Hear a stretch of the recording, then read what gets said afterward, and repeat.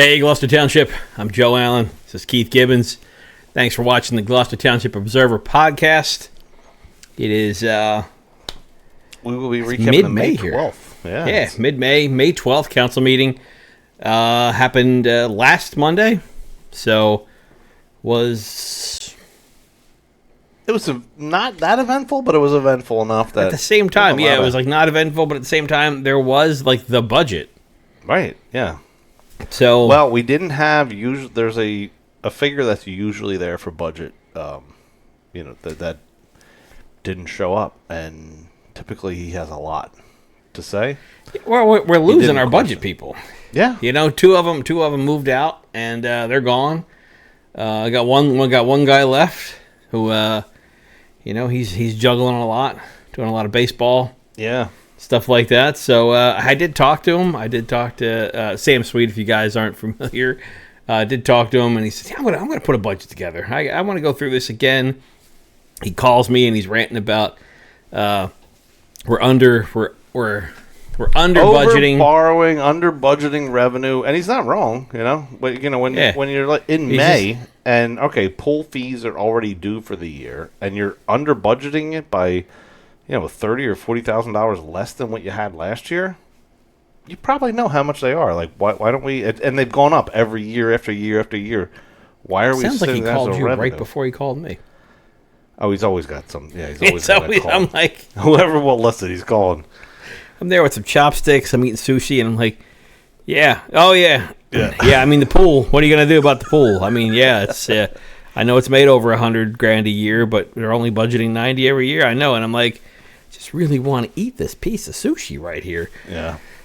But this is what we do for you folks. We spend a lot of time of our own going over all this stuff, digging into it, and letting you guys know what we find out. Again, this is all just our own, our own information or our own opinion that is formed basically through publicly accessible, documents and conversations that happen. So. Again, it's our own opinion, but you can look into it for yourself and form your own opinion. Yeah, we watch the meetings like you do, and we spend a little bit more time with them. We know a little bit more because we've done this for forever now, and try to break it down into a little bit easier way to figure it out. Yeah, I mean, look, I can not to extend this rant for longer than it is, but I remember when I first got involved and just started showing up to council meetings to find out what's going on in my town. I literally thought people were nuts that were saying the things that we're saying now, and here we are doing a podcast about all of this stuff. Because after you hear what somebody's saying, you're like, really? You sure? And then you look into it yourself and verify it, and you're like, they're just scratching the surface. There's more that they're not even talking about. And then you talk to them about it, and they're like, oh yeah, but how much time do you have in a day to go do? And you're like, yeah, you're right. It's literally every rock you turn over, there's something else underneath of that rock that you could go down a rabbit hole for, weeks that you're like questioning and saying, what is going on? Like, this is our tax dollars. This is you're supposed to be representing the people. And you're not. You're doing X, Y, and Z. But there's only so much time that you can spend in doing this. But it's just the amount of time that people have been in power that have gotten us to the point of it's unreal how, in my opinion, how out of control it is here. Yeah, in 2018 when I started going to a couple different meetings, and I didn't really meet anybody. I just listened. I paid attention and listened. And there were people up there making complaints, and I thought they could have legit complaints, or they could just be, I don't know, they could just be angry, and then go to a couple of them, you see the same people over and over again. Yeah. And then eventually I started talking to those people, and then my first thought was, I know what I witnessed from the meetings. I know people were really upset. The 2018 meeting with the big increase filled the place. Yeah. People were really upset. They were really, truly hurt over it. But then I met the group of people that you see going to council meetings all the time. And my first thought was, well, first thing I got to do is prove them wrong. I mean, see if they're wrong. If they're not, I mean, I'm not taking sides. I'm not taking the information they're giving me and saying that it's 100% correct. Right. I'm going to figure it out. And then eventually I figured, it didn't take too long to figure it out, but then it was like, wow, it goes a whole lot deeper. Right. That's and what then I'm after saying, years, it was kind of like, that's when we were like, we should probably start talking about this a little bit more. Yeah. So here we are. So, going through, anyway, and if you go to a council meeting today, nowadays, this is what it feels like. Here, hold on. We'll respond after your comments, sir. Should have stayed home. Okay. Yeah, that's how most people feel. They go there, they got an issue. Now, if you're a new face, that's exactly how they want you to feel. I should have just stayed home. They do not want you there. You have the right to go, and ask questions. They don't want you to. They want apparently these people have busy lives and they want to get out of here as fast as possible and just vote yes. Yeah. So, but if you're a new person, and sometimes they treat you all right. If you're a new person, you're like, hey, my road hasn't been paved since like 1936. You wouldn't mind just slapping a little bit of concrete on or asphalt on top of it. They're like, hey, Mr. Johnson, we'll take a look at that for you. Thanks for coming out. But if you show up a second time, you're like, this road, and then they're like, all right, buddy. All right, Mr. Johnson. We'll answer you after when we answer the rest of the peons. So that's how it feels like when you go to a council meeting these days. Another resident came up and questioned amending the budget before. Right, so the budget hasn't been adopted yet, but they're amending it. So our question was, why is that happening? Denise Coyne, Shoes Landing. Can somebody explain to me why there's a resolution to amend the budget if the budget hasn't been approved? The budget was introduced on April 14th, Didn't ask. 2025. After it is introduced, it is then sent to the state. A state budget examiner then goes through the budget and comes back to the township, specifically to the CFO, if there are any areas in there that need to be amended. That then results in the amendment that we see before us tonight. I like when he uses terms like examiner to make it sound like it's so official and like this person knows what they're talking about. It's like the local finance board approved it. Those that's guys. what he's using there as a term to make you sound like, hey, you're an idiot and this person's an examiner. Okay, Tom, thanks. So I guess it's not exactly adopted. They finish it up, send it to the state. State says this is what you have to change on here. Which I get. I understand what he's saying. Makes sense, but you know what? It wasn't so much a I'm trying to get you question. It was a learning question. Denise wanted to know, a legitimate question to learn, and you are not allowed to learn anything. You are not allowed to know anything. When you learn things and then you talk about them, they hate you because you now can speak about it. And they don't want anybody to know anything. We all. That's why all of our boards in town, all the digital boards, are like, "Hey, there's coffee with a vat. Hey, the Easter Bunny's coming." Yeah. Nothing about any official public business that you fund. But yeah, all right. Let's see. All right, proclamations were made. It was. Hey, it's National Public Works Week. And whereas the American Public Works Association has designated the week of May 18th. Through the 24th of 2025 as National Public Works Week, with the theme Advancing Quality of Life for All, which encourages all citizens to celebrate and recognize the vital role public works plays in connecting us all through infrastructure and services. Now, therefore, be it resolved that David R. Mayer, Mayor of the Township of Gloucester, and Orlando Mercado, President of Council, do hereby proclaim May 18th through the 24th, 2025, as National Public Works Week. So there you go. It's happy National Public Works Week to all our hardworking employees in town that do. Except the ones that stole my signs. Well, there are some that are directed by specific people. Yeah, they were not responsible for stealing my signs. There's no public works employee that I would imagine was like, we're going to go out and get all those signs because we love the mayor. They were directed by their chef. Yeah, they were directed. Or not chef. What's it called? Chief? No.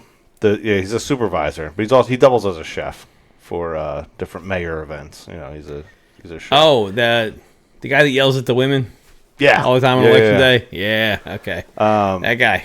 Yeah, so he was sent by him, or they were sent. Either way. Happy National... I don't know that you clipped this. But there was a clip later on in the event, or in the meeting at the polling of directors, where Troxel was saying, like, these public works guys... no. Did you clip that? No. She went on for like 3 days. Right. Well, there was... as I was... So, I didn't attend this meeting here. I was across town at another meeting, and I listened to it on YouTube, later on, and I do while I'm driving to, whatever, but I pulled up somewhere, and she's talking about they're not just sitting around having coffee, as there were like 6 trucks. You drive by. Like as I'm listening to this, and I'm like, got it. All right. Look, I don't know what they're doing, but if there's one thing that people have come up to me and said, it's like, I know where they hide. I know different spots in the woods where they hide, different parking lots where they hide, and I'm like, I don't know. Like, right, they take breaks. They're allowed to take breaks. I mean, it's because they're in public, they're seen, so it's not like they're hiding or they're doing something. But it was just it was ironic to have that be playing as I just pull up and saw that going on. I was like, oh, but I know what she was saying it because people do, like, say what you're saying, like, oh, the public works guys are always, like, dude, it was lunchtime, like, it was 12 o'clock. What were you doing? You were also on a break at work. When I was a consultant on the road, I spent many times in parking lots, like, eating lunch. Difference is, I'm not wearing a uniform or driving a company, company truck or a public works truck. Break, guys. They are working hard. Now, if you're like, they've been there for 4 hours eating sandwiches. Yeah. Okay. Yeah, that's something. Yeah. But anyway, all right. So that was the one proclamation. There was also another proclamation that was, in my mind, a pretty important one. It was a mental health awareness month, and a gentleman went up and spoke here. My son, who is a graduate of Charles W. Lewis, suffers from schizophrenia. So some in the community do know who my son is. So it is deeply personal fight to me.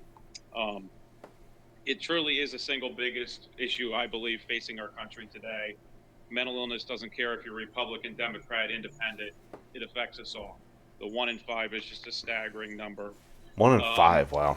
I just wanted to expand a little bit on the resolution and put out a couple numbers for anyone who may be watching the stream or the number. NAMI has a hotline that is 800-950-6264 that you can call. Just if you need to talk to someone, if you're feeling even a little bit of crisis. And also that 988 isn't just, a lot of people think it's just for suicide and all that. It can be if, hey, I think my friend might be contemplating something and you need help. As you mentioned, we have a wide variety of resources in the township, and the police are amazing on that. They have a wide variety of resources. They already work with special interest groups that may need them. So my main message is that there is hope. The number may seem staggering to 1 in 5, but I see improvement in my son every day through the system and not giving up. I see other people, just talk to anyone who may be listening, and no one believes me. No one will listen to me. Will listen to you. Someone will always listen to you. And that's the message I wanted to give to everyone tonight, is there is always hope, even if you're in your darkest point. Thank you very much for letting me speak. Thank you, Matthew. Appreciate it. Yeah, so I think he did a great job, speaking there. 1 in 5 is incredible, man. It's... Yeah. And, I saw something, I don't know if it was this morning or yesterday or so, but it's... and it was kind of talking about the same thing, especially with children now that are on... I mean, they're connected constantly. It's social media does damage. There's things that we're facing now that we did. Previous generations never had to face before, and it's absolutely. I mean, suicide rates are crazy. So it's. I mean, these are the topics that, in my mind, that are more important than all the crap that people pull in about national politics or foreign policy crap that they're like. these people are in your community that are suffering from a mental illness thing that we're able to go out and offer help, and our police department does a great job of that.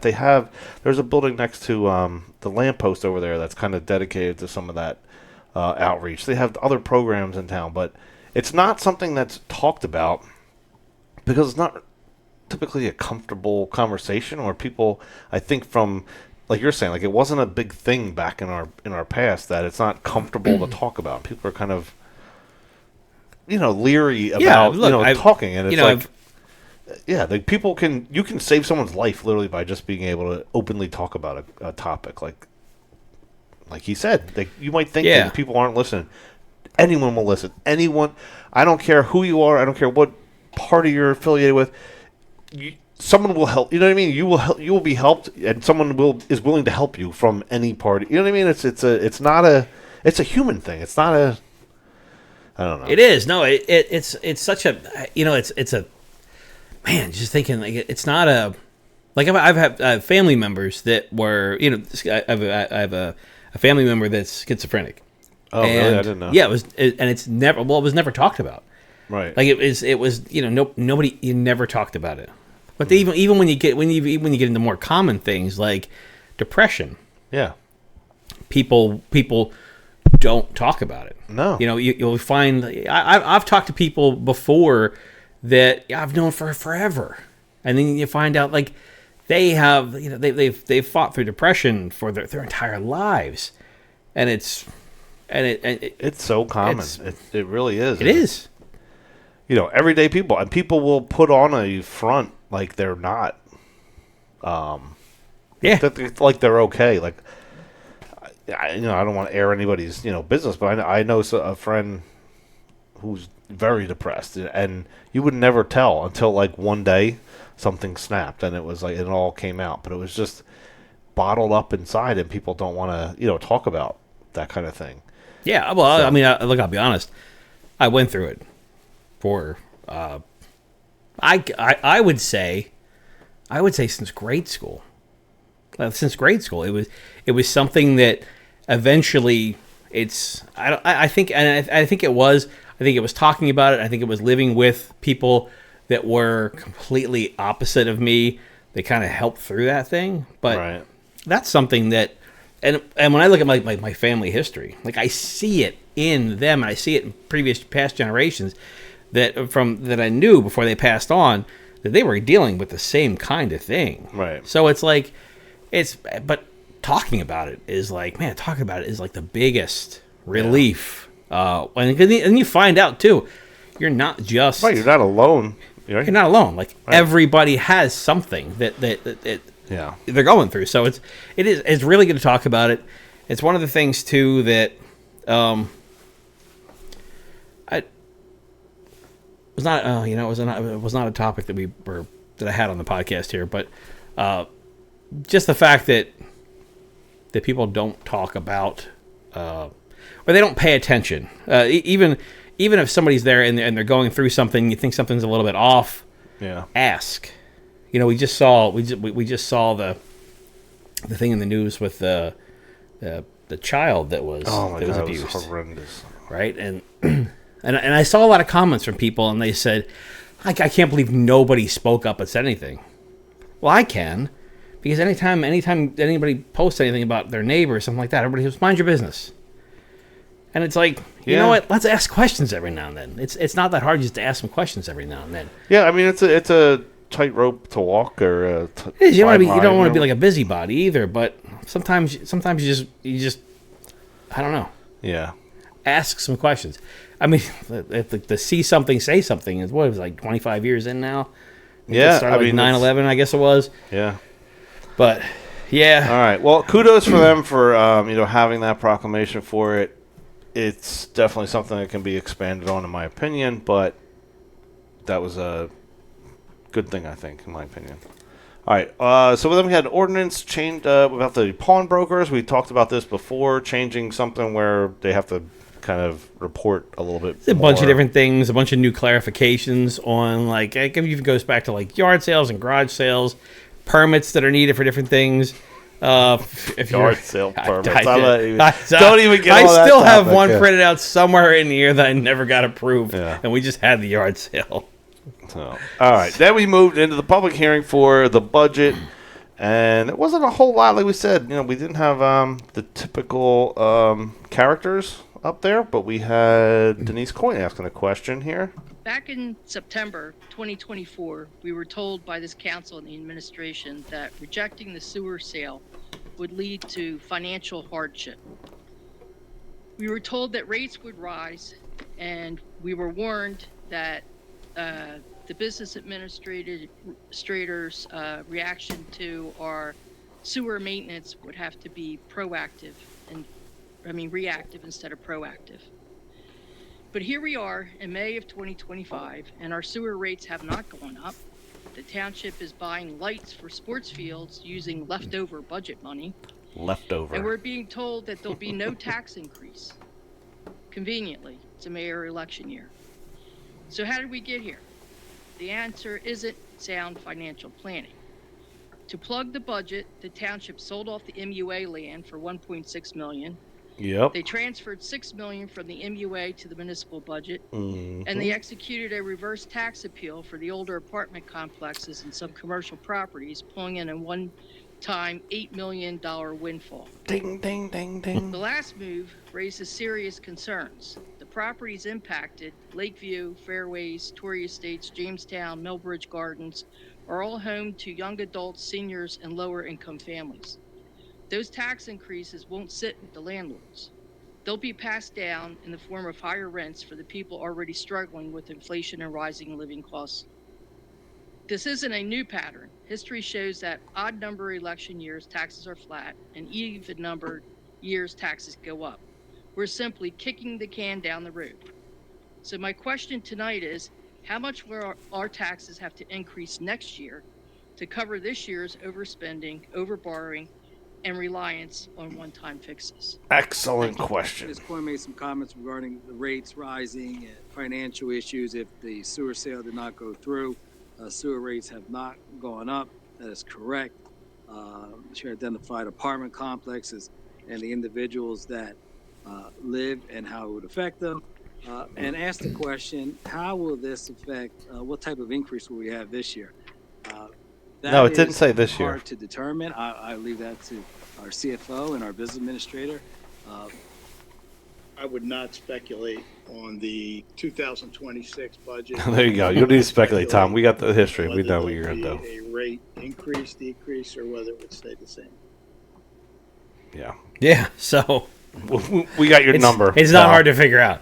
Look, they will sell off everything they possibly can during an odd year, so that they don't have to increase, and then they'll borrow any bit that they can't sell off and make the money from. They'll borrow money, and then next year we'll borrow less. Just a juggling act. We'll raise taxes. Got all these balls in the air. Yeah, and if we get any kind of like crazy money next year to where it was like, oh, we don't have to raise taxes on an even year finally, they'll hold on to that money for the next year because it's an election the following year. So we know this. We know this. Okay, yeah. I wish we could have that chart to pull back up. We've shown that many places online. You guys have seen that. But anyway, so that was Denise's question there. Then Dave Leader had a question about timing. Dave Leader, Glendora. The council in the last few months approved loans before the budget was even approved or presented. Those loans should have been in the budget. So instead of being able to pay those loans through taxpayers this year, we're going to be paying for those loans for many years to come. And they could have just been in the budget. My guess is you would have to raise taxes. My guess is also that Mayor is also going to campaign that he didn't raise taxes this year. Makes me think that you all are part of the problem. You made a solution by getting loans instead of putting it in the budget. That must be foolish of you. So any loan that the township, any borrowing of money is followed under NJSA, the section that is entitled local bond law. And we follow that local bond law with regard to monies borrowed by the general fund and by the sewer utility. And so that would mean that we would have to adhere to those laws and what those laws spell out. And that would dictate what our debt service would be, the amortization schedule, what the useful life is, and we follow that to the law. Thank you, Mr. Cardis, for answering a question I didn't ask. I didn't ask how do you go about getting loans. I asked why wasn't the loans included in the budget instead of making loans early in the year while you were still filling out the budget forms. Mr. Leader, you have private comments. Cardis? Again, we follow strictly local bond law. Mr. Leader seems to feel that we can just put an item in our budget to pay debt. When you talk about paying a loan, there's a particular area of the budget, in the back of the budget, outside of cap, and that is strictly for debt service payments, whether they be from the general fund, whether they be from Green Acres, and we have to follow that practice of budgeting in that area. Therefore, it has to fall under local bond law. Okay, thank you. The guy is so good at answering questions you don't ask. He could just talk about random stuff that kind of is along the same lines. It's like to make it seem like he was listening to your question, but he didn't actually answer you. And it's like, oh. I think that was 4 clips mashed together throughout the entire process of the whole meeting. You could tell. So, yeah. Or I could tell anyway. But people at home, that was four different times. 4 different parts during the meeting, yeah. And like 2 different portions. Yeah. That's it goes to show you, like well, this is why the dysfunctionality this is why there's no discussion anymore. Right, because you can call them out on it and say, "Hey, you didn't answer the question I asked." And they don't want that. They don't want you can ask one question, he answers another question. If you're lucky, there's another portion where you can come back up and say, "Hey, you didn't answer that. That's not what I asked." You can ask the question again. And now he has another 20 minutes or so until he answer a different question. So where there's no dialogue anymore. So that's insane. That's what you get. That's what you get right now. All right. So we had the 2025 calendar year budget was adopted, pending state approval after all was said and done. And then we moved on to public comments from the public, and we had a resident praising council about preserving open space. As an educator of 40 years, you got to give credit where credit is due. So the Rosalind Bridge, the Murray, the Hayes, all together, if you include the, there's a part of HOA, which is reserved with the Little Mill Estates. We're looking at close to 200 acres there. And if you add that to the golf course, which is 400 acres, most of which was the golf course preserved, conservation easement. No. I'm on the conservation So I'm not sure what that... So you're talking 600 acres of open space. That's incredible. It really is. And I say kudos to you guys. I say thank you. It's been a long road, but what you have preserved will be there forever. It's unique natural features. It's part of our natural heritage. It has endangered plants. It has threatened fish, and it's a wonderful thing. And I say thank you. Yeah, I mean, you got to give Brian Burns credit about his persistence and passion around this whole preserving. Yeah, if anybody deserves credit, it's Brian Burns. Right. I mean, he's thanking them, but they are the means to do what he's kind of forcing their hand into doing and shaming them into doing in a way, kind of. Like, hey, you guys can get this for $0 to preserve this space, because I've already gone out and done all the hard work of finding, here's the funding for it, here's the grant, here's this. I talked to the people from these, so he's brought it to here to like lay it right on our lap. But he's thanking them for going and doing it. But yeah, so either way, you got to give him kudos. He did also inquire about a comment that somebody made in a past meeting. The other thing I want to mention at the last meeting, one of the residents brought up the topic of a shade tree commission. I don't know if council is aware, but in January, the DEP passed an ordinance that all municipalities of which, we are actually classified, must have a tree removal and replacement program. I don't know if we have one. I went through the website. I couldn't find it. The state actually has a template that you guys can use, and all you got to do is put in the name of your municipality, whether you need a permit to remove trees. If the council wants to charge a fee for that removal, it's up to council. But it is a mandate that our township must have a tree removal and replacement ordinance. So I want to share this with council members, and you guys can tweak this or do whatever you want with it. So my question for this evening is, do we have an ordinance? And if not, will one be, voted upon or installed for the township so we meet DEP requirements? Tree replacement ordinance. We'll take a look at that. Have Mr. Carlemer take a look at that for us. I do appreciate it. They'll somehow find a way to borrow the money that people would have paid or something like that. They'll do some goofy thing, around that. We're gonna have hundreds of thousands of dollars down in trees. Yeah, we need to borrow $1 million because future tree, things. Yeah, and someone else will pay for it later. I'm curious about that though. Wait, if you knock out a spot look across from the college there, they're taking trees down slowly over there. I mean, it's hundreds of trees they're gonna have to take down. Does that mean we have to plant hundreds of trees somewhere else? Or pay a fee? It's sort of like I imagine, I'm guessing at this, but I'm assuming it's more like the affordable housing trust fund that we have, where if you're building a new development, just say, and you don't have something that's affordable in there, and it's all market rate, you have to pay more money, towards it. So there might be something like that, because money fixes problems, apparently, right? That's how it's usually viewed. So knock all these trees down, but if we pay money, we're good with it. And I wonder if that goes for homeowners that have to get some. I had to get just to get a fence in my property. I had to get 6 trees removed because they just so happened to be in the fence line. Yeah, well, that's a replant 6 trees after I take them out. Not every rule is for everybody, or not everybody agrees with it, right?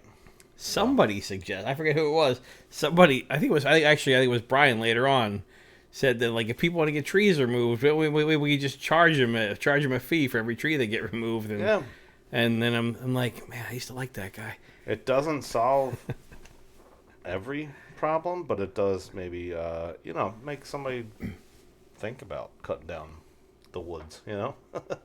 There's a lot of animals that live in these woods, and they're. There's nowhere to go. Something fairly small, the size of your property, but people somewhere where they sleep. Creatures live there, So now they're out on the roads. It's a shame. All right, so we had let's see. Dave Leader decided to make enemies with the right side. Oh yeah, hold on. What are your plans to light all the Gloucester Township ball fields that do not have lights? And I think it's wonderful that you think that all our athletic organizations need lights. I'm sure Gloucester Township baseball, Glendora softball, and all these other organizations. And we try to make these things equitable. So thank you for your support of that. And that's something that council will take under consideration as we go through a capital budget next year. He is such a oh my god. Thanks, Dave. Yeah. After your we should reduce the speed limit more. Plus now we're lighting ballparks. Yeah. What I'm saying I was referring to council president. I was making fun of Dave. Oh, you were okay. Well, yeah, I think maybe it's freaking. Hang out with Miss Smithman before the meeting or something like that, and just not come in with any great ideas. Well, no, he had a good point. He's saying look, you're putting I get it. Yeah, I lights get it. over here. We're gonna light everything, and at some point, just go home. You don't have to play baseball all day and all night. Look, I've been in other towns where they have those portable, lights outside of there. There's plenty of hours of light during the daytime. Yeah. If they're out there playing during those things, I don't know that that's an issue that every single person in town needs to pay for. It's no different than the seniors argument of why are we paying for all these kids? I don't have any kids. My kids are grown or whatever. It's a Yeah. I don't know. Let's do some thinking about this. The ball team can pay for it. It's been done before. I love what happened with Ariel. Ariel paid for their goes own. out. Yeah, Ariel goes out and gets their own funding. Ariel came to the school board recently and said, "Hey, we'd like to redo this one field and put tarps over top. All our own funding. I know they're your fields. We're just asking permission to go spend the money. They didn't come ask for say, hey, can you guys put that on there?" So it's a thing that Ariel is out there raising money on their own for it. I'm not, disparaging any other teams, but I mean, come on, it's the taxpayers are paying for a lot of stuff here. Yeah. You have fields that are millions of dollars. I know that was a huge, lift back in the day. There's a before lot. I got involved, I know that there were people that were like losing their minds over spending millions of dollars on turf fields and stuff that like the Philadelphia Eagles would play on, kind of thing. Yeah, there's a lot of seniors. There's a lot of seniors. There's a lot of senior communities in Gloucester Township. We can't forget that they're on fixed incomes. Oh yeah, 100%. And they just can't. And they don't have the need for them. And when the seniors raised their kids, they didn't have any of this stuff. Well, Joe, don't worry. We're gonna have a little meeting, and we'll tell you what services are available to you, so that we're doing outreach. Oh man, Because there's it's an election year. That's a whole nother. There's so much media now with the mayor and everybody. It's always the mayor and whoever is up for council for a re-election is always just caring about the seniors that year. That particular year. It pisses me off to no end how that's used as they play it. You know what I mean? And it's not genuine. You and I are more genuine being pissed off about what they're doing because it's affecting them. You know what I mean? And we're out there actually fighting for them, and they're like, well, we're going to tell them what services are available.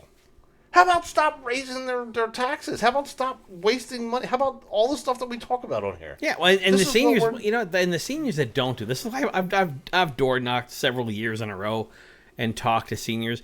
There's a senior community right across the street from me. It's an enormous senior community. And I'm telling you, 99% of the doors I knocked, they're like, enough. Yeah. Enough. So. Well, it's funny because I get messages from seniors out there, and I appreciate you reaching out. There's not all of them are media savvy or technology savvy, but the ones that do reach out, they're like, we see right through all this stuff that they're doing, and we want to tell as many people as we can, but this is sickening to us what they're trying to do, and it's coming from multiple communities around. So they're not dumb. I know they like to think that they're dumb, but they're not. They might get some traction with it, but ultimately they can see through it. Look, they're going to show up. They're going to show up at senior centers when mail-in ballots show up, and they're going to be friendly. You can't report on it though. Here's a clip about your media access. My next question has to do with the press announcements and the media events that you held. When press announcements are made, only credentialed news are the only ones who can ask questions. Read the Constitution First Amendment. We are all journalists. What about the public? This statement excludes them. Every citizen is part of the news media. My question is, will Gloucester Township allow the public to ask questions at media events and public announcements? Media events that we hold are by invitation. There is this, I don't know where it comes for, there's nothing in constitutional about everyone being allowed. That's called a town hall.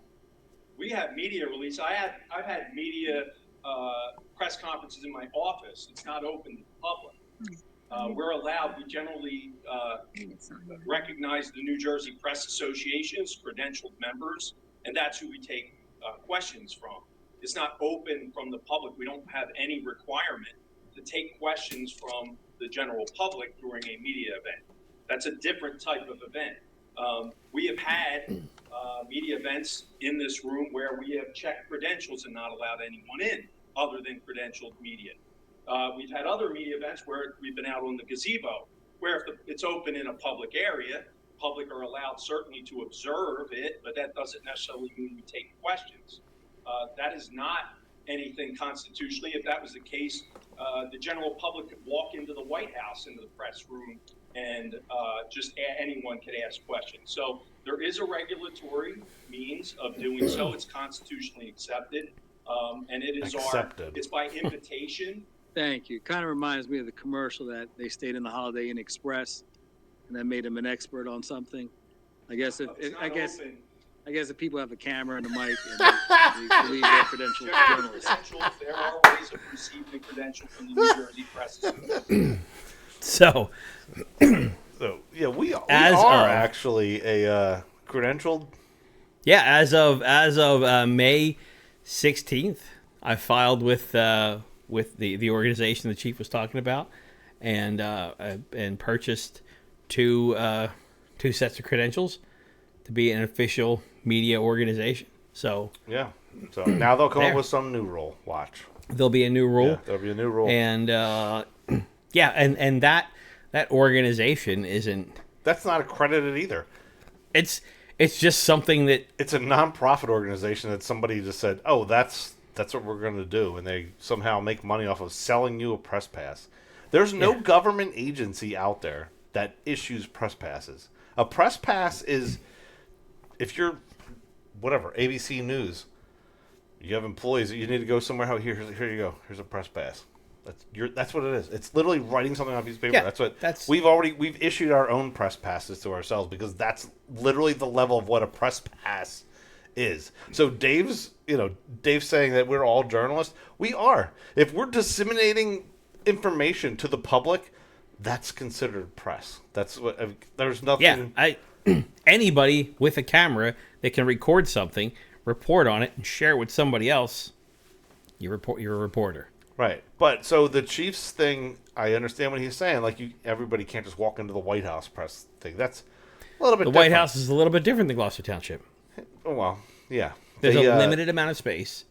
The entire country wants to report from there. Right. So there is a limited, so they rotate people through there. Right. They have like the trusted people from the big news organizations, which they've gotten scrutiny over because, some news organizations only write the report certain ways. Right. And how fair is it if Gloucester Township decides to do something, but sell the sewer maybe, but they only want to paint it as this is a great thing for you, so we'll invite all of the people, all the news organizations that aren't going to question us about it. They'll just let us share our message to where if like GT Observer comes, we're going to have questions. Yeah.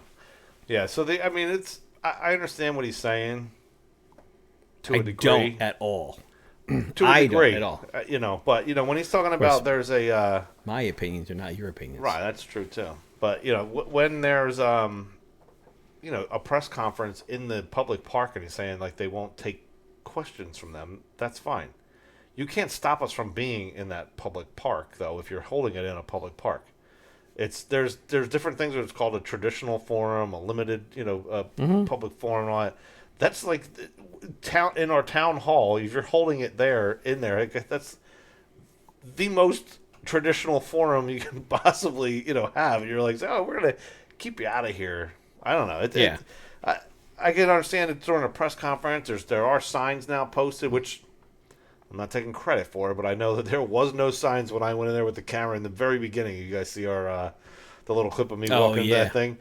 Those signs didn't exist because the door was open in a public space, and I just walked in there. My tax dollars pay for that. I was going to see if a agenda was posted there. But when it comes to a press conference being held in there, I guess they can close the doors and make it that. But again, there are no real credentials around that. That's why we're able to just go and get press credentials from the whatever you're claiming is the credentialed place. So now we have them. Thank you for telling us what was the place to go to. All right. See you at the next press conference. Yeah, see you at the next one. All right. Nancy. Kelly, here, let's play this one. So the developer mentioned they plan to close in 30 days. find that very interesting. Oh, this is a different clip that I was thinking it was. It was also said by the developer and up here that residents don't want commercial properties. We did canvassing today, and I have 13 signatures from the neighbors of the property that's possible going to get the high density 250 apartments. That's an incredible number, an additional 250. The residents don't want it. I knocked on, we have someone here that knocked on doors today. I didn't knock on doors. And the consensus was of the neighbors. They don't want it. I'll be knocking on more doors to make sure I can get the right information to you. The developers did not do due diligence, and I don't know if we did here either up on council. I don't know if everybody sent out a letter to them. This is what we're proposing in their backyard. They don't want 250 units in their backyard. Many of them said they would rather have commercial. It's going to bring jobs. It's going to bring ratables. It's not going to increase our student population. It's not going to add more service calls for the police, more emergency calls for EMTs. So each of you got a package today from the clerk of 27 emails. Also, today was an additional 13. I can certainly get more from the neighbors of that property that don't want it. So I'll do my homework. I'll do my due diligence. I'll talk to that entire neighborhood. I have a map here that I was going around of all the neighbors of the streets. So I'll get you more signatures of the neighbors. They don't want it. Ms. Kelly made comments. What Ms. Kelly informed us, she knocked on doors and that the residents are not interested in the project that was presented at the redevelopment meeting, and that asked why would a property zone commercial, why would someone purchase that? And I guess you answered your own question. I don't have a crystal ball. We don't have a crystal ball. Why that developer would purchase that project with impact studies. Those are done by the planning board, traffic studies and impact studies to community. So if it does get to that level, the planning board would entertain that, and that discussion will take place. And thank you for providing those letters. I'm not sure if you know, the letters were all the same. They just changed the name. So it was all the same letter, form letter. Okay. So, okay, they're just form letters. Okay. Everyone that I received today was a form letter and instructions on the top of how to do it.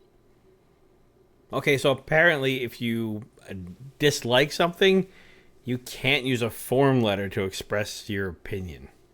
Whatever it was, he had something to say about it. Like, there are literal websites and stuff like that exist that you have to pay money for because you're flooding the inboxes of your representatives saying, we're against this. The point is not what the letter stated, it's how many people are against something. You know what I mean? I think that's what a form letter is supposed to show. However, he's oblivious to that. He can't even comprehend that that's, you know. Yeah, like all of those, you know, the big like action kind of websites where it's like, tell your congressman, you know, fill this thing out. It says name of your congressman. It's a form letter, and not all of them were form letters because I didn't use the form letter. I didn't. I sent an email in saying the same thing. I did not use the form letter. Yeah. So not all of them were form letter. So yeah, and form letters. Look, somebody took the time to do the form letter, put it in their email, and send it. Yeah. That means something. If there, just say this is a scenario here. If there were 50,000 emails that were sent in a form letter that like basically shut down their email system because of how many are there, did it matter that it was a form letter, or did each one of them have to be like? Is it an overwhelming amount of response to say, hey, maybe we should look at this? Like, maybe we should not. Yeah, because it's a form letter. That's complete BS on his whatever. Yeah, well, look at the Wawa in Ariel. All the people in the Wawa in the Ariel area, they didn't want a Wawa there because they thought it was going to be a traffic mess. And we've heard people come up and talk about the mess it is and turning different ways out of the Wawa. Before that Wawa went in, people complained about it. So what we did was we said, hey, if you guys want it, if you guys really don't want this here, look, we'll be your voice. We put a thing up on our website. Right. We collected a petition of names. We turned them in, and they said, that doesn't count. Yeah, it's electronic signature. No matter what it is you do, they're just going to dismiss you. These people need to go. That's what it boils down to.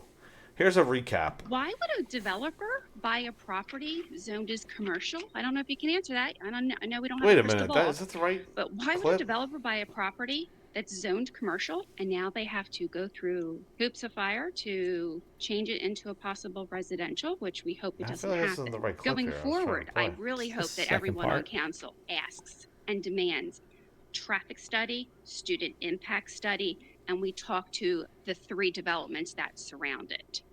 All right, so that wasn't what I was meaning to play, but that Oh. was another clip of what she had to say. But she's right, you know. All right, so there. I thought we were doing a recap of how many units there actually are, and Denise Coyne had. She actually posted something online too. Isn't it 12? What's that? That's what I just played. Oh. Why Right? would a developer yeah, see? buy a Yeah, weird. I don't know why. All right, so Denise. Let's see. Denise listed off all of the different places that are in construction right now, Right. and how many units, and it was 2,000. Right.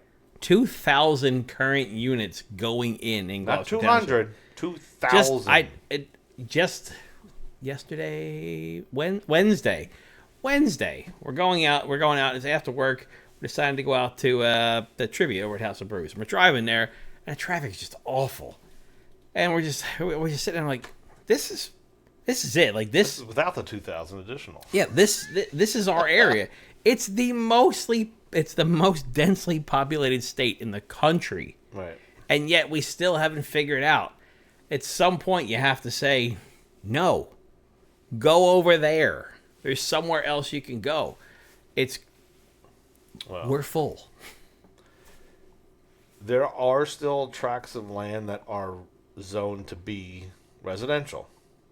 In my opinion, that's fine. Yeah, but when you're talking about this property that it was being discussed here, it's zoned something else. Our own master plan says that it should be something else. Not a master plan done in 1943 or 58 or 65.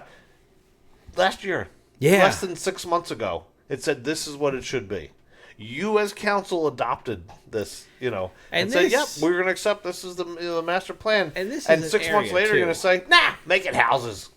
And that's irresponsible. Like that area there, not bad for probably a warehouse. Close to 42. I think it was light industrial is what it was. Yeah, it's light. It's light industrial. It's already zoned for something like a warehouse. So, I mean, it's not gonna be a huge retail area. It's kind of in the middle. It's kind of it's kind of off the path, but yeah. All right, let's go into this part here. So, I'd also like to address Gloucester Township's continued use of redevelopment powers under our blanket designation as an area in need of rehabilitation. This designation, put in place in 1980, still applies to the entire township. That means that council has the authority to approve redevelopment plans anywhere without going through the zoning process.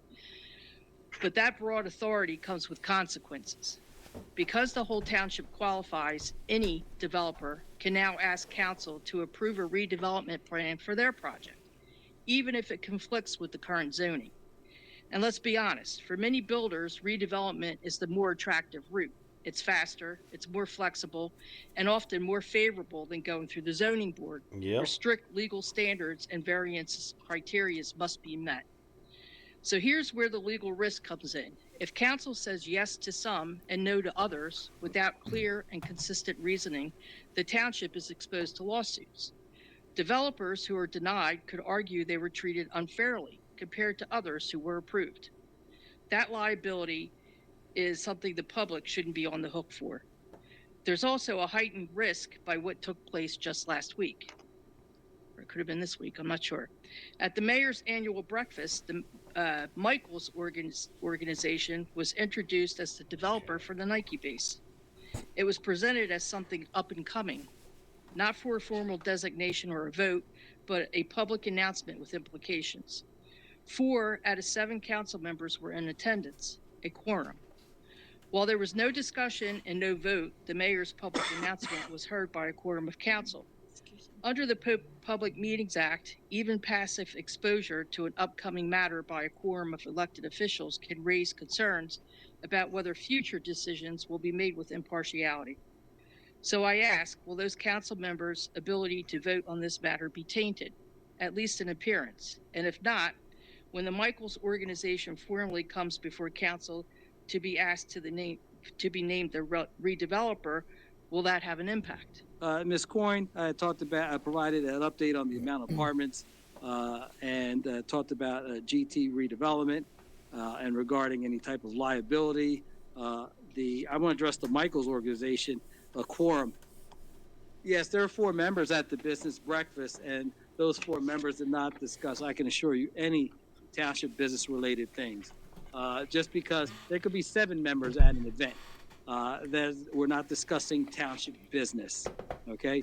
And nothing is tainted in appearance or an Open Public Meetings Act.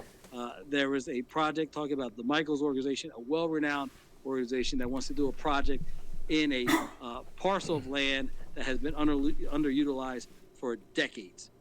It was well-renowned, Michael's organization. I do recall hearing them recently. It was an indictment by the Attorney General. Yeah. Was it? Oh, yeah. They were in that too? Oh, yeah. Wow. So I think he's misunderstanding what she's saying when he's talking about the quorum. She wasn't claiming that there was a quorum that they did something illegal there. What she was claiming is that the mayor announced a project is going to happen with the Michaels organization, and a quorum of council was there, who this has not become in front of council yet, but the mayor is up there announcing that this is happening. So she's saying, is that tainting a quorum of council? Because our mayor just spoke about that this is what he wants to happen. So wasn't it, refresh my memory, Joe, wasn't it about a week ago or so where a Form A application just for a sewer to go in front of council, they claimed they have to put it through because then they're going to taint the planning board's something or other if they don't, hold on a second. So it's okay here for the mayor to go up in front of a whole room full of people with a quorum that could vote to pass this to say, hey, the mayor wants this, but it's not okay to discuss a sewer application. Yeah. Can you imagine any of those people that were there with the mayor while he's talking about that? Say we had a regular council, not the one we have now. But regular council, could you imagine 4 members going up there with the mayor while he's talking about what he wants to do, and then they later go back and vote no on it? Right? It's, yeah. I mean, of course, we know now. Infuriating around we here. know now whatever the mayor decides he wants, that's the automatic yes by council. But I don't even understand how he can put that out in front of... I understand what her line of questioning is. If you think about that logically, it's it hasn't come in front of council, yet you announce it to a room full of people that you're taking a piece of public property and you're going to develop. You're already handing it out to a developer who council is the redevelopment entity because of our whole area in need of rehabilitation, designation. It's bizarre. That needs to go away. That power needs to be pulled away from them, in my opinion. Yeah, well, since 2009. It's from 1980. Since 2009, the mayor has gotten everything he wants except for one thing. That's it.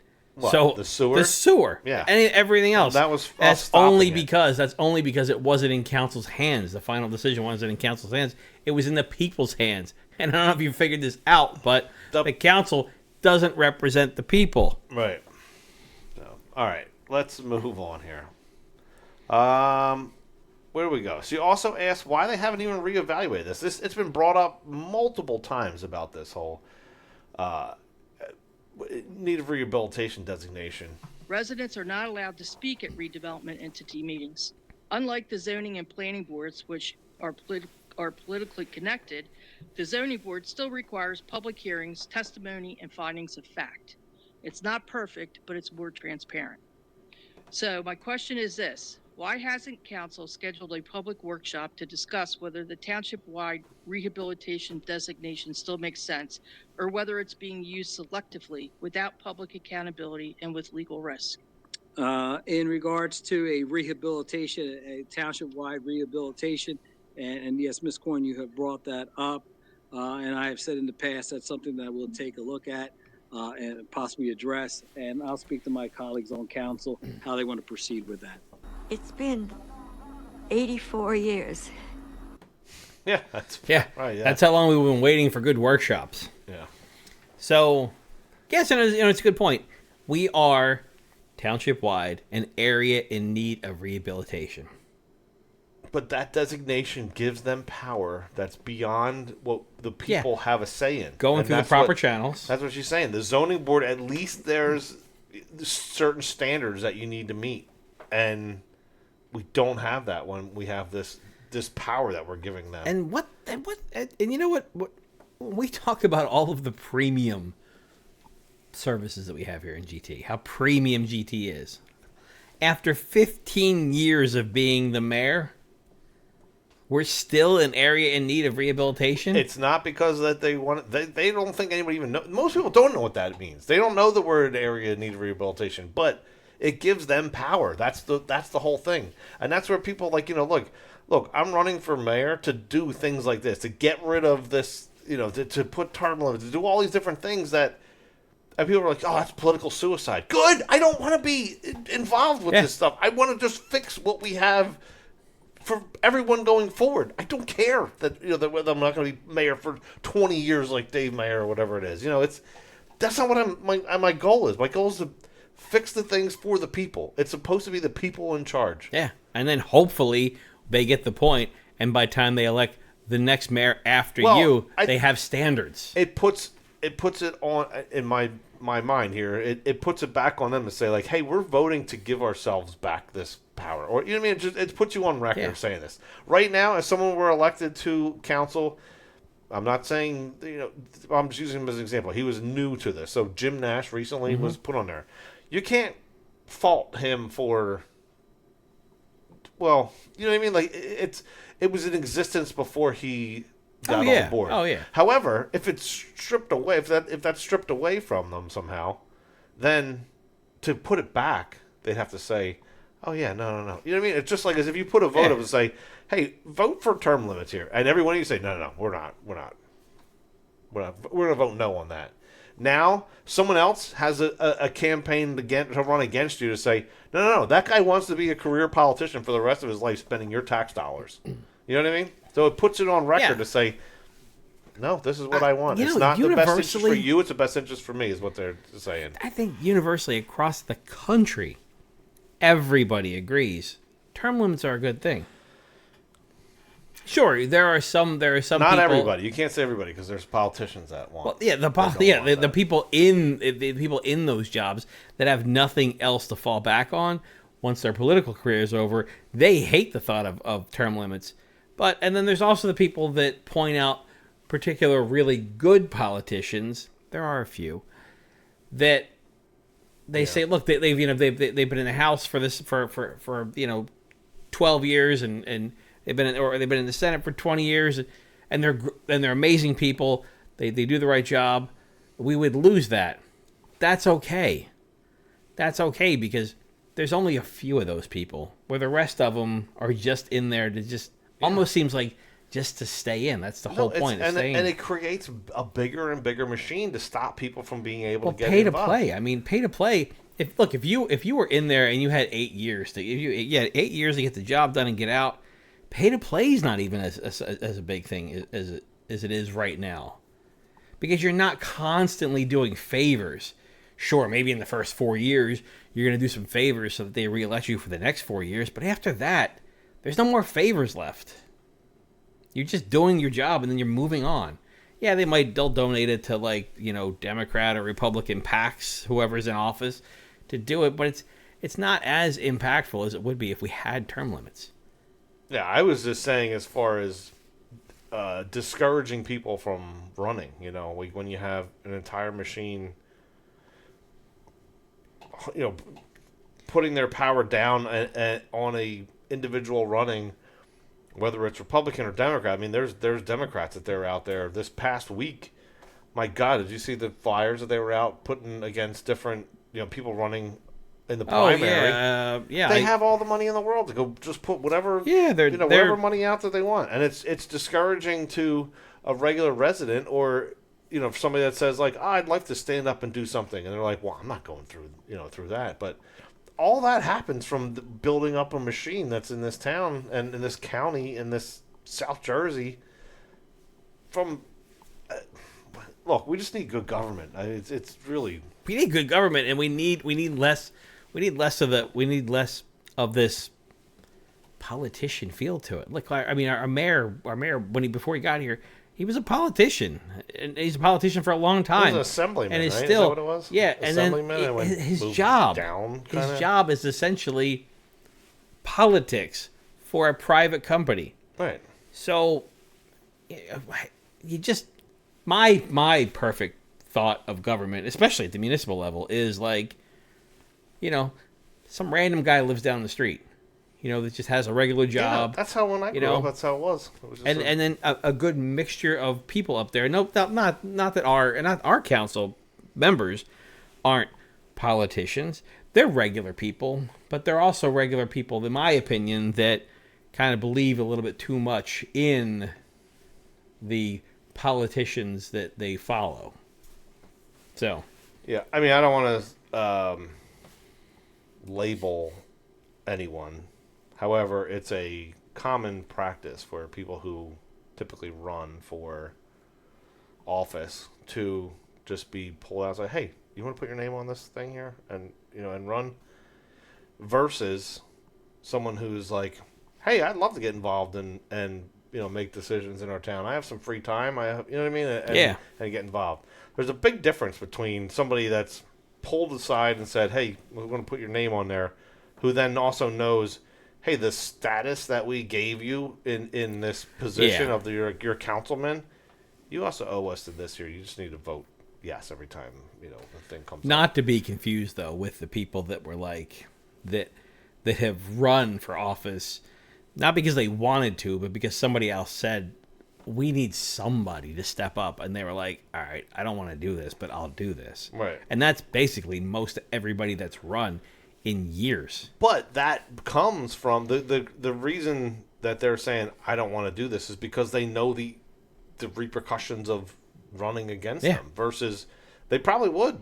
And I mean there are probably others that out there too that you never know their name would actually do it if they knew it was just the way that it was like I don't know how it was all written that it was supposed to be. Yeah, like you sign up and if you get elected, right. You do your job for 4 years, maybe 8 years, and then you're like, all right, hey, we'll pass this off to the next person. But it's not like that. If you sign up, it's like, man, I got to be ready for war. For my family to get destroyed publicly, and yeah, it's nuts. All right. Anyway, let's see here. We had township salaries. It's another good example of machine politics here. I've asked multiple times about a township employee who's being paid above the salary range authorized by ordinance. I haven't received an answer. If council didn't approve that salary, who did? Is it documented? And if no one wants to answer, what does that say about transparency? Ordinances exist for a reason, and if they're not being followed, we have a problem. So my second question is, why is this employee being paid above the range? And why is that question being ignored? It doesn't matter where the money comes from. Thank you. There was, believe it or not, there was no answer to that question. No, it was ignored as if it wasn't asked. So that was ignored. But that's machine. She said in there, by not answering it says just as much as answering it. Yeah, I mean that's people getting awarded, probably, for their loyalty to the machine. New face wants to know why we keep building. Leslie DeLuca. I live at 704 Emerson Court in the Villas of Broadacres. Hello. Hi. I've lived in township for 50 years, since 1974. I have not been to a council meeting since Ann Mullen was our mayor. But I felt the need to come today to express my concern about the development that's going on in this town. Certainly not the township I moved into. Do we have to build on every free space that we have? Do we think about the long-term ramifications about our school district, trash collection, our wonderful police No, we department, don't, Leslie. who I admire and think is a stellar police department. I love the township, fire department, and all the things that come with all the residences that are being built. Do we need another 200? Like, that gentleman said, it hasn't been developed for 25 years. Well, why do we have to development now? Why can't we leave free space? I just am very concerned where the township is going. We are of a certain age now. I brought my neighbors here. We are worried about our taxes because of the implication of schools. It's just, you're pricing us out of the township, a township that I've lived in for 50 years. And I just wanted to express my concern. I don't know if Dave Carlemere remembers me, but I helped run his campaign when he ran for a freeholder with Nick Trabosh and Roletta Cream. But I haven't felt the need to become involved in politics because I've always loved this township. But I feel the need now. And I think we need to put a building moratorium in this township. There's a lot, as I look around of the people who sit on the dais or people who sit in the audience, a lot of us wouldn't be here if there wasn't development that took place in the last 50 years in our community. So I understand. I grew up in Swedesboro, 2,000 people when I went there. There was no traffic. I would get to the turnpike within about 2 minutes from our mother's house. She was on Kings Highway. Now you can't do that. That Woolwich-Logan area has been transformed. It takes more than 2 minutes to get to the turnpike from my mother's house. All right, Woolwich is a good example. Yep.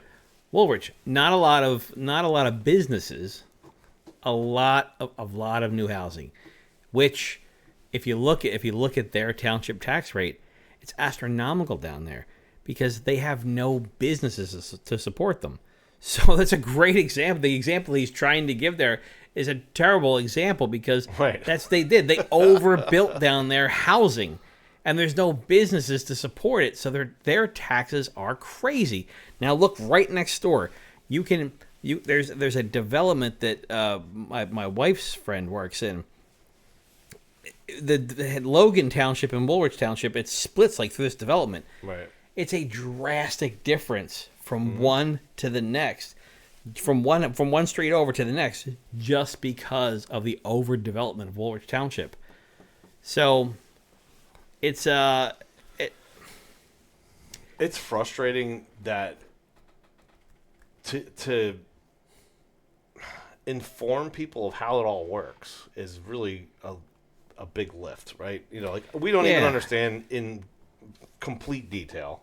But we do understand in enough to be dangerous, around it, that how that all works and how a business being in town helps reduce your taxes for your house. But when you have only houses, and you're taking industrial properties and then developing it into houses, how that then affects your tax rates because it's not a business. In layman's terms, businesses don't need to send people to school. There you go. There's an example there.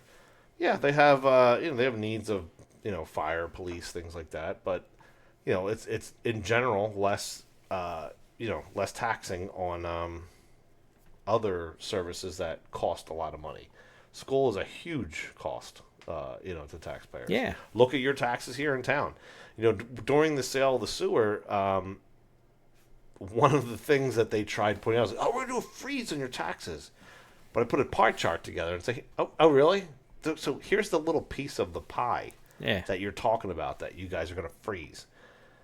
And when you look at what the actual other piece of pie is, it's the schools. So now the municipal down here is making your schools become even a bigger piece of your tax because it's going to have to go up because you're adding more children to schools. And it's not required for them to do any kind of studies to rezone these things. Just think about Lowe's and Target right on Cross Keys Road. Yeah. Right? Take those two buildings there, that entire property. Fill that with apartments. You get hundreds of apartments right there. Yeah. Right? Just think about what stress that puts on the sewer compared to probably like a total of 10 toilets between, Target and Lowe's. Right. That are not really used. People don't even go to the, it's not a public, yeah. So, just just think about how that much adds. You see those big, massive properties there, and they're not that much of a strain on the township. They're actually a plus for the township instead of putting hundreds of apartments in. So, yeah, but all right. So, and it's also the other thing she said, I don't like getting involved in politics. It's not. It's not politics. It's your local government. It's your town. It's your town. I mean, stand up for your town. You don't have to be involved in politics. If we did this the traditional way, like we used to do this, where, you know, a mayor and council ran in like May just to become mayor and council, and they weren't Democrat, they weren't Republican, that was the truest form of it right there. We got away from that. We got to where we are now, where it's a little bit intentionally. It's a little bit more. It's there's more politics involved now, but essentially it comes back to just like, this is my town, and these are my opinions. All right, let's go move on to Ira. He wants to know why businesses. This has been vacant for over 25 years. I don't know why. You know, the businesses that have gone through there. I'm going to come by Mr. Eckstein's question as far as why didn't they work out. I have no idea why they didn't work out. It is zoned for industrial. A warehouse could be there, or some type of commercial facility. I don't think you're going to have a restaurant located there as a possibility. But if that's a private parcel of land and someone wants to sell it, they have that right to sell that particular land. As a township, whether it's a planning board or zoning board, we just can't, or council can't come out and say, no, I don't want it. I'll give you an example. We have a representative that sits on the planning board. Right now is Ms. Albright Troxel. But for 9 years, I had to sit on the planning board, sat there on the right, all the way at the end. And there was a developer that came in front of us that wanted to put a project at the base of the GEMS landfill. And as soon as we heard it, and I could tell you made the comment, Mr. John Custodia, who was the vice president of the planning board at the time, he goes, oh, heck no. And that comment was made because those who have been here, you know what that has done to our community, that landfill. Anyone who's been here, we're like, absolutely not. Well, guess what? We got sued, and guess what? There's a development at the base of the landfill. So the same thing with the South Winds project, which is located on Erie Road across down by where the Walgreens is, and then goes up the Black Horse Pike. That was a project we're like, we don't want it. And they went back and they sued us. Now that project was originally prior to the first recession in 2007. It stopped. He ran out of money, sold it to another developer, and now that developer is able to move that project along. But that was stagnant for over a decade for that particular project. So it is difficult for us as a body to say, no, we don't want it immediately. We have to give everybody equal footing when they come before us. So, but I thank you for your comments. So I understand what he's saying with that.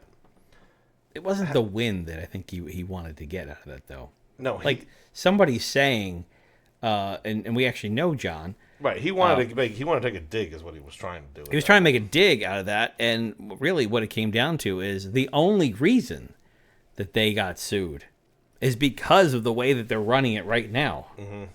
Had it gone through the regular process, right? You know, there could have been zoning. There could have been zoning differences there that they could have looked at. Yeah, but. Yeah, so I think he was trying to make a dig, and it really wasn't the win that he thought that it was going to be. And, you know, look, property values over there aren't exactly... I looked at houses over there, and they're cheaper. Yeah. There's a reason people don't want to live there. All right. Well, let's see. Let's move on to our final clip here is kind of in closing. I'll let you go through this one here. Mr. Nash, you look like you wanted to say something. All I'll say is that, you know, we appreciate everyone's comments online and here today. We take it very personal as well. We're residents of this town as well, right? We're paying taxes. We have kids that go to schools. We travel the same roads. We have the same concerns as you. But like President Mercado said, we have to follow the process sometimes. And let the professionals, let the planning board, let the zoning board, let them do their due diligence. And then it's going to come back to us. And then we're going to see this finalized But it's plan. not. And at that point, then we got to make the decision whether it still makes sense or not. But at this point, yes, we're concerned. We have the same concerns as you, but we want to see how it proceeds forward. No, we're asking for an official, a regular process, not the shortcut way that we're doing it now.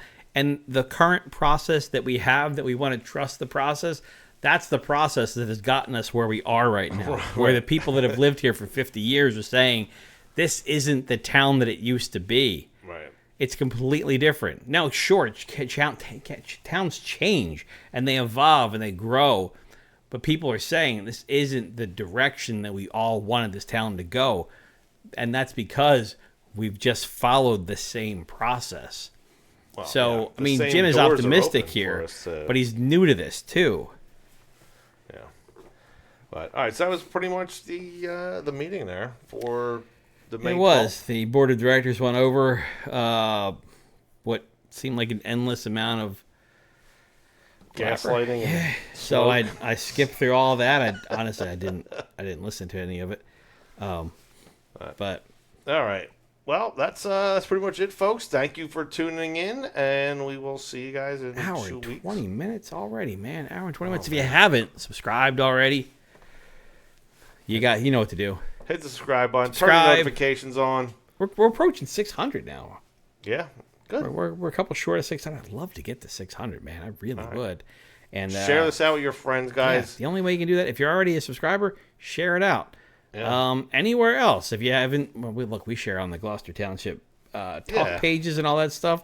If there's somewhere else that you haven't seen us, just share a random video. On Nextdoor, anywhere, just wherever you're.